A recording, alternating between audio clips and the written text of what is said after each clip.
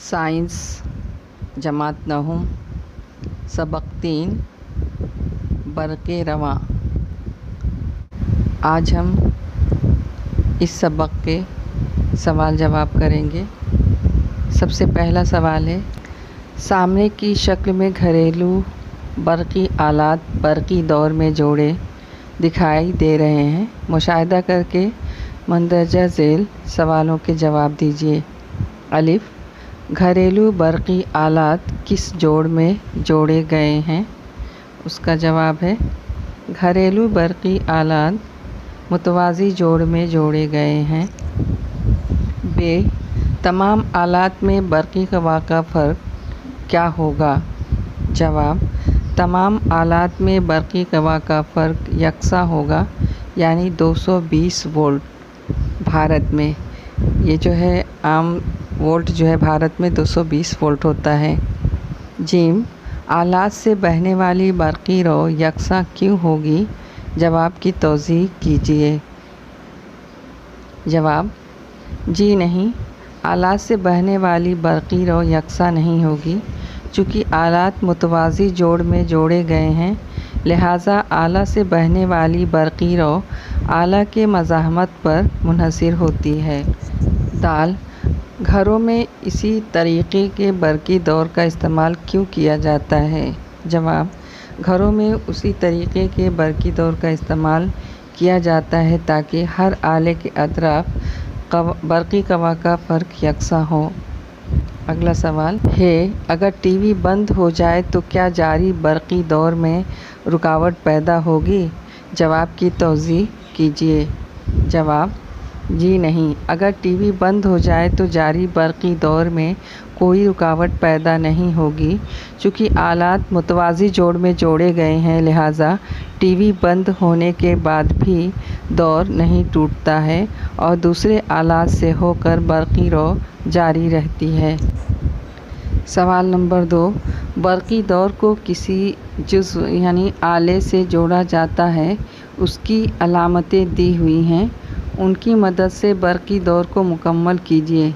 ये एक इनकम्प्लीट खाका दिया हुआ है। इस अलामत को जो लेफ़्ट में दिया हुआ है, मुनासिब जगह पर इनकम्प्लीट खाके में बनाना है और उसको कंप्लीट करना है। तो सबसे ऊपर दिया हुआ है, जो शक्ल आपको दिख रही है वो मज़ाहमत की है, इसको आर बोलते हैं, रेजिस्टेंस। उसके नीचे आपको क्या दिख रहा है? बैटरी है। और उसके नीचे ए लिखा हुआ है जहाँ पर वो एम मीटर है। और उसके नीचे जो शक्ल दिखी है, साइन दिख रही है, वो वोल्ट मीटर है।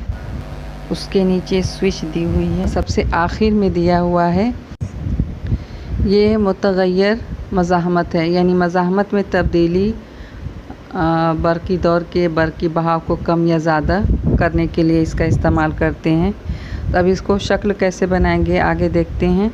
ये शक्ल दी हुई है, इसमें तमाम जो अलामतें दी हैं उसको मुनासिब जगह पर लगाने के बाद बनाया गया है।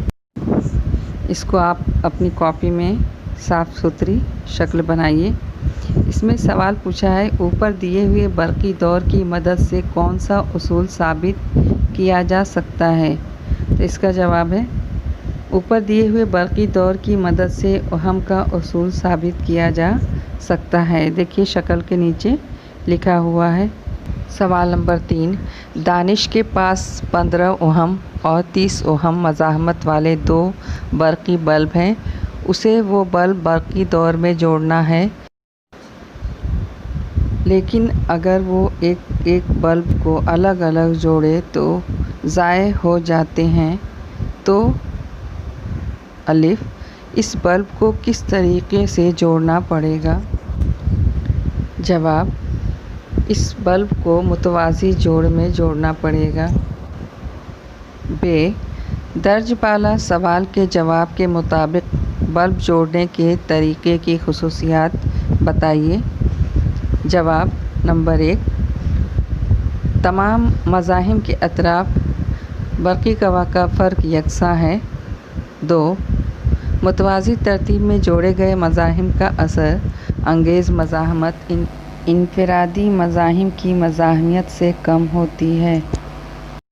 ये इंतज़ाम दौर में मज़ाहमत को कम करने के लिए इस्तेमाल होता है। चौथा पॉइंट, इनफरादी मज़ाहिम से होकर बहने वाली बरक़ी रो उसकी मज़ाहमत के माकूस तनासुब होती है। पाँचवा पॉइंट, दौर से होकर बहने वाली मजमूई बरक़ी रो इनफरादी मज़ाहिम से होकर बहने वाली बरक़ी रो के मजमूए के मसावी होती है। छठा पॉइंट, असर अंगेज़ मज़ाहमत का माकूस इनफरादी मज़ाहमतों के माकूस मजमूए के मसावी होता है। जीम, ऊपर दिए हुए तरीक़े से बल्ब जोड़ने पर बरक़ी मज़ाहमत कितनी होगी? हल, ऊपर दिए हुए तरीक़े से बल्ब जोड़ने पर बरक़ी मज़ाहमत मंदरजा झेल होगी। पहले ज़ाब्ता लिखेंगे, 1/RP बराबर 1/R1 जमा 1/R2।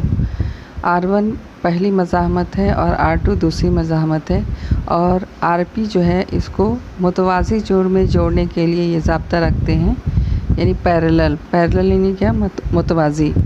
तो R1 कितना है? R1 बराबर 15 ओहम, और दूसरा है R2 बराबर 30 ओहम। ये दिया हुआ है सवाल में ज़ाब्ता। 1/RP बराबर, अब R1 की जगह क्या लिखेंगे? 15, 1/15 फिर जमा 1/R2 है तो R2 की जगह लिखेंगे 30, तो 1/30। अब यहाँ पर नीचे जो है नसब नुमा में आप देख रहे हैं कि एक में 15 है और दूसरे में 30 है। तो कसर को जमा नफ़ी करते वक्त सबसे पहले क्या ध्यान देना होता है कि नसब नुमा मसावी हो। तो इसको पहले हम मसावी करेंगे। 15 को 30 बनाना है तो 15 को 2 से ज़रब देंगे 30 होगा, इसलिए ऊपर शुमार कुनिंदा और नसब नुमा दोनों में क्या करेंगे? 2 से ज़रब दे देंगे। तो 1 ज़रब 2/15 ज़रब 2 जमा 1/30। 2 को 1 से ज़रब देंगे 2 हो गया, और 15 को 2 से ज़रब देंगे 30 हो गया, फिर जमा 1/30। अब दोनों में 30 जो है क्या हो गया? मसावी हो गया।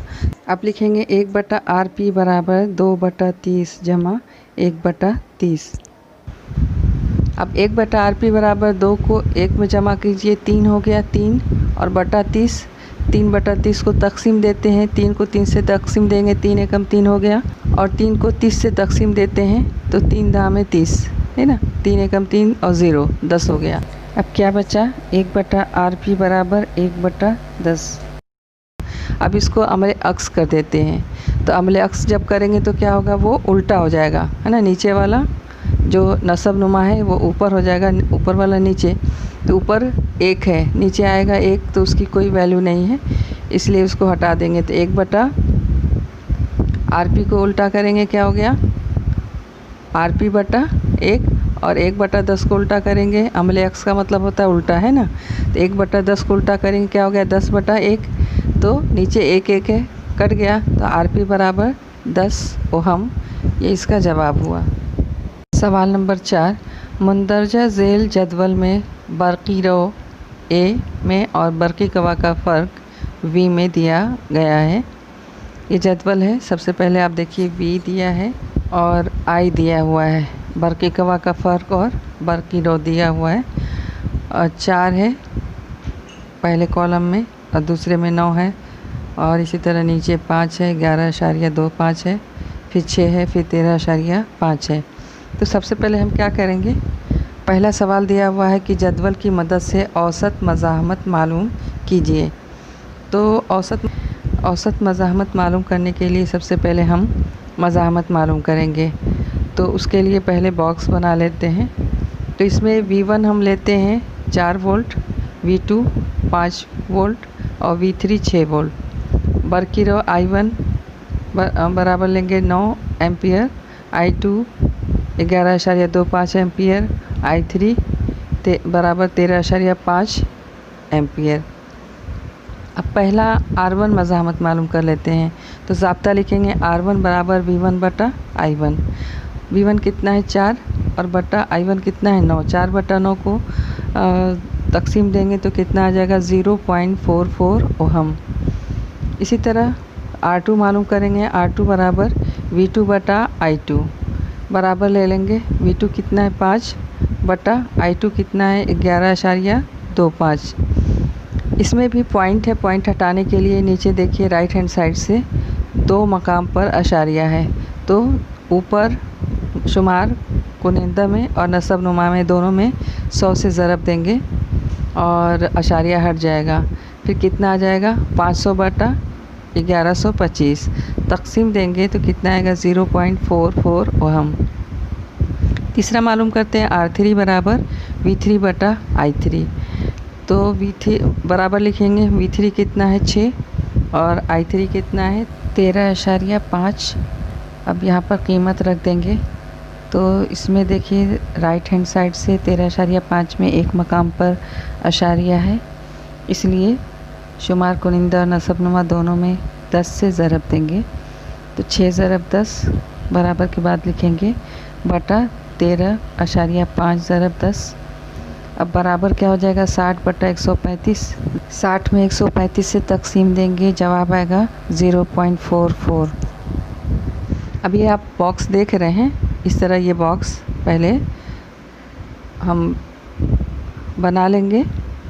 बॉक्स बनाने के बाद जवाब लिखेंगे। औसत मज़ाहमत के लिए ज़ाब्ता R बराबर R1 जमा R2 जमा R3 बटा 3। R1 ऊपर देखिए बॉक्स में दिया हुआ है 0.44 प्लस R2 0.44 प्लस R3 0.44 बटा ये 3 है तो हम 3 से तकसीम देंगे।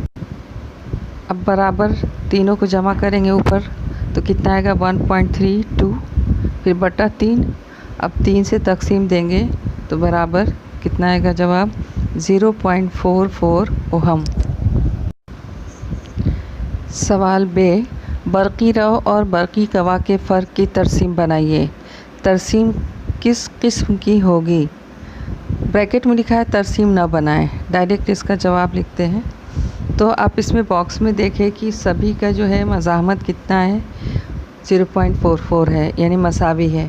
तो हम डायरेक्ट जवाब लिखेंगे बरक़ी रव और बरक़ी कवा की फ़र्क की तरसीम ख़त मुस्तकीम है। ख़त मुस्तकीम क्यों होगी? क्योंकि तीनों में मज़ाहमत क्या है मसावी है। सवाल जिम, कौन सा उसूल साबित होता है उसकी वजाहत कीजिए। जवाब, ओहम का उसूल साबित होता है जो बयान करता है कि मौसिल की तबई हालत मुस्तकिल हो तो उसमें से गुज़रने वाली बरक़ी रव आई और उस मौसिल के दोनों सिरों के बरक़ी कवा के फ़र्क V के रास्त तनासुब में होती है, यानी V बराबर IR। सवाल नंबर 5, जोड़ियाँ लगाइए। कॉलम अलिफ और कॉलम बे दिया हुआ है, इसको देखकर आमने सामने जोड़ियाँ लगाना है। जवाब कॉलम अलिफ और कॉलम बे। पहला लिखेंगे आज़ाद इलेक्ट्रॉन का ढीली बंदिश वाले, सामने लिख देंगे। दूसरा है बरक़ी रव, इसका जो है आएगा V बटा R। और तीसरा है मज़ाहमियत, इसका आएगा VA बटा LI। चौथा है मज़ाहमत का मुसलसल जोड़, इसका जवाब होगा बरक़ी दौर की मज़ाहमत बढ़ना।